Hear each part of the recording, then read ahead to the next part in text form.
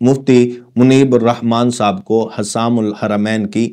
عدالت میں پیش کیا۔ مفتی راشد صاحب کو تحفظات ہیں ڈاکٹر اشرف اصف جلالی صاحب سے۔ سوشل میڈیا پر دیکھتے ہیں تو ایک سنی عالم دوسرے سنی عالم کی پگڑی اچھالتا یا یہ باتیں کرتا نظر آتا ہے۔ ان کو جب سنیت سے خارج کیا جا رہا تھا تو فتویٰ لگانے والوں میں حضرت علامہ خادم حسین رضوی صاحب بھی تھے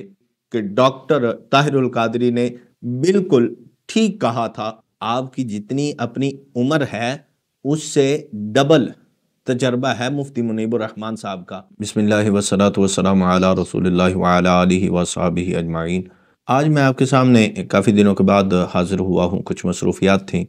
اور ہمارا سلسلہ پریویس جو چل رہا ہے علماء اہل سنت میں اتفاق اور اتحاد کی فضا کو قائم کرنا ہے۔ اگر میں دیکھتا ہوں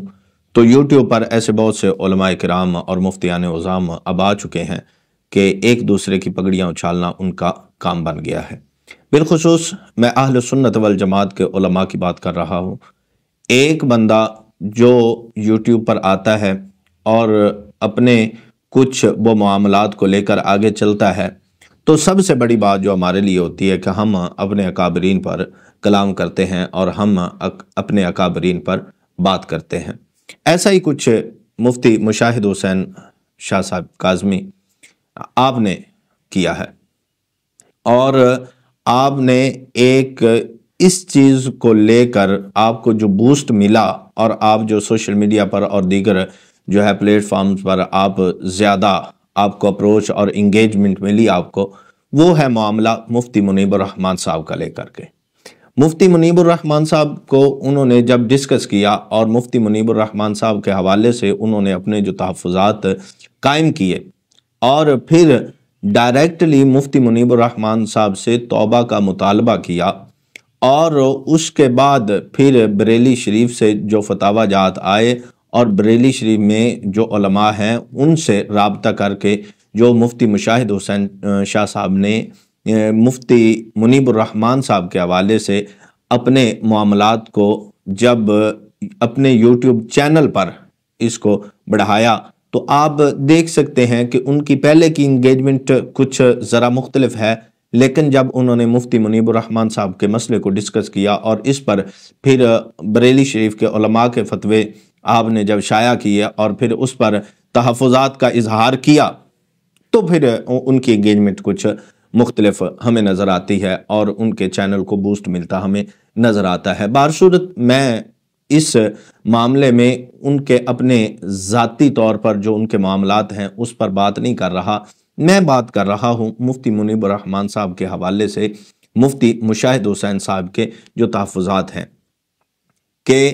انہوں نے ایک عدالت لگائی، مفتی منیب الرحمان صاحب کو حسام الحرمین کی عدالت میں پیش کیا۔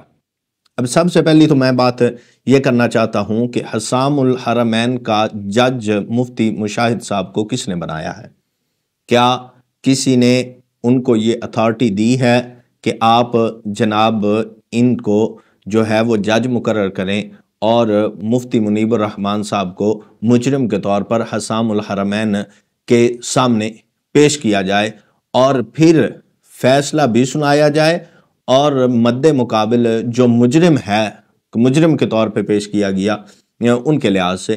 ان کو پھر اپنی دلیل یا اپنی بات کرنے کا موقع بھی نہ دیا جائے، اگر جہاں کہیں پر وہ بات کریں تو بغیر کسی لاجک اور بغیر کسی وجہ کے ان کی بات کو رد کر دیا جائے اور ان پر حکم وہی جو انہوں نے پہلے لگایا تھا وہی لگایا جائے۔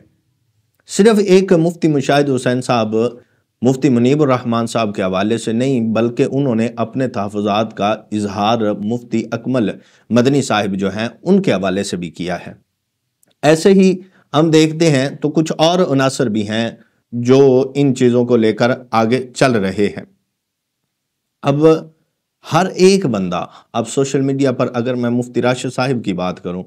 تو مفتی راشد صاحب کو تحفظات ہیں ڈاکٹر اشرف اصف جلالی صاحب سے، اور ڈاکٹر اشرف اصف جلالی صاحب کو تحفظات ہیں دیگر تمام وہ لوگ جو مسئلہ خطا میں انوالو ہوئے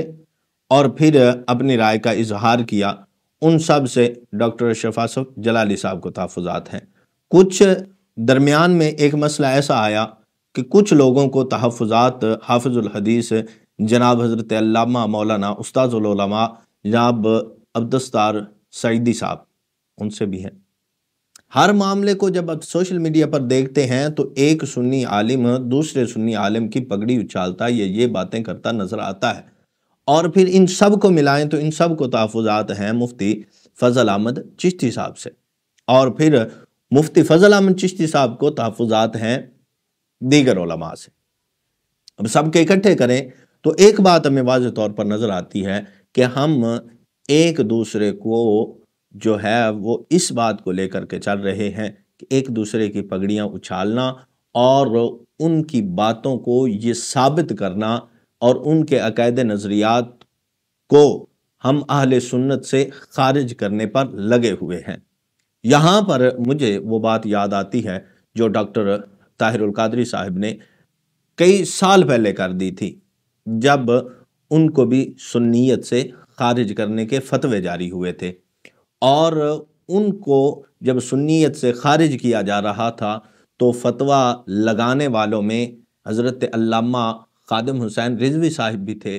اور مفتی منیب الرحمن صاحب بھی تھے، حافظ عبدالستار سعیدی صاحب بھی تھے، اور ڈاکٹر اشرف آصف جلالی صاحب بھی تھے، اور یہ موصوف اور ان کے دیگر جو ہے مفتی مشاہد صاحب کے ساتھ یہ تو اس وقت آئے بھی نہیں تھے، لیکن ان کے اکابرین اور اساتذہ کرام وہ بھی ان میں شامل تھے کہ ہر حال میں ڈاکٹر طاہر القادری کو سنیت سے خارج کیا جائے۔ مگر ڈاکٹر طاہر القادری سنیت سے خارج ہوا یا نہیں ہوا، لیکن ایک بات جو اس بندے نے کہی تھی وہ بات بڑی اہم ہے، اور اس نے کہا تھا کہ اگر یہ روش فتویٰ بازی کی اور ہر بندے کو سنیت سے نکالنے کا طریقہ اور سنیت سے نکالنے کی یہ رسم اور یوں ہی چلتی رہی یہ روش، تو پھر وہ وقت آئے گا کہ تم سب کو سنیوں سے نکال کر رافضیوں یا خارجیوں یا ناسبیوں کے حصے میں ڈال دو گے، تو پھر سنی باقی کون بچے گا؟ اب وہی بات ہے، ہم مطالبہ یہی دیکھتے آ رہے ہیں کہ اگر مفتی مشاہد حسین صاحب کے مطابق مفتی منیب الرحمن اب سنی نہیں رہے، اور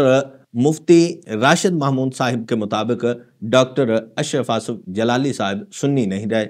اگر ان کے تحفظات کو مانا جائے اور ان پر جو ہے وہ بات کی جائے تو ان کا مطلب اور مقصد یہی نظر آتا ہے۔ دیگر ہم اس پر بات کریں گے کہ کس کو کس پر اختلاف ہے، مگر فی الحال اتنا ہی کہ ڈاکٹر طاہر القادری نے بالکل ٹھیک کہا تھا کہ اگر یوں ہی یہ روش چلتی رہی اور سنیت سے ہر بندے کو خارج کرتے رہے تو پھر سنیت میں کچھ بھی باقی نہیں بچے گا۔ اور آج ہم یہ دیکھ رہے ہیں کہ مفتی مشاہد حسین صاحب جیسے بھی اب اس پر کلام کر لیتے ہیں کہ کیا مفتی مشاہد حسین صاحب کا وہ بات کرنا اور مفتی منیب الرحمن صاحب کا شٹ اپ کال دینا کیا وہ ٹھیک ہے؟ مفتی صاحب نے اس پر بڑی جو ہے نا دیدہ دلیری کے ساتھ یہاں تک کہ مفتی منیب الرحمن صاحب کو نام نہاد مفتی کہا ہے۔ او بھائی، آپ جس ادارے سے مفتی کی ڈگری لے کر آئے ہیں، بلکہ مفتی کی ڈگری لے کر آئے ہیں، ان ادارے کے سربراہان میں مفتی منیب الرحمن صاحب کا نام آتا ہے۔ آپ کی جتنی اپنی عمر ہے اس سے ڈبل تجربہ ہے مفتی منیب الرحمن صاحب کا۔ مفتی منیب الرحمن صاحب جس مسند، جس سٹیج یا جس جگہ پر دین اسلام اور مسلک حق اہل سنت والجماعت کے ریپرزنٹیٹیو رہے ہیں، آپ اگر وہاں پر جائیں تو آپ کو پتہ چلے کہ آپ کے لیے کتنی مشکلات اور کتنی آزمائش آتی ہے آپ کو، اور پھر اس کے مطابق کیا فیصلہ کیا جاتا ہے۔ پھر اگر آپ کو ایک لمحے کے لیے بھی وہ سیٹ دے دی جائے اور پھر اس کے بعد آپ کو حسام الحرمین کی عدالت میں پیش کیا جائے تو پھر آپ کی بھی جو حالت ہوگی۔ تو یہ سب دوسری بات کا میں یہاں پر اظہار کرنا ضروری سمجھتا ہوں کہ مفتی منیب الرحمن صاحب نے جو یہ بات کہی ہے کہ بریلی شریف کے فتاوی جات کی ہمارے لیے قدر ہے، اہمیت ہے، ہمارا وہ مرکز ہے، اور ہم امام احمد رضا خاں بریلوی رحمۃ اللہ تعالی علیہ کو مکمل چاہتے ہیں اور ہمارے مکمل مطلوب ہیں وہ، لیکن چونکہ وہ ایک غیر اسلامی ملک میں رہ رہے ہیں اور ہمارا ایک اسلامی ملک ہے، ہمارے جو ہے معاملات وہ الگ ہیں، تو آپ اپنے فتوے تھوڑا سا دیکھ کر لگایا کیجئے، کیونکہ یہاں کی جو گراؤنڈ ریئلٹی ہے وہ الگ ہے۔ تو کیا مفتی منیب الرحمن صاحب کی یہ بات کرنا یہ غلط تھا؟ کسی بھی جید عالم دین سے، مفتی سے آپ پوچھیں جو صحیح معنوں میں مفتی ہو، دارالافتاء میں اپنا وہ کام کر رہا ہو، تو ان سے آپ پوچھیں کہ کیا ایک بندہ جو غیر اسلامی ملک میں رہتا ہے تو اس پر احکامات الگ ہوں گے اس کے یا نہیں ہوں گے،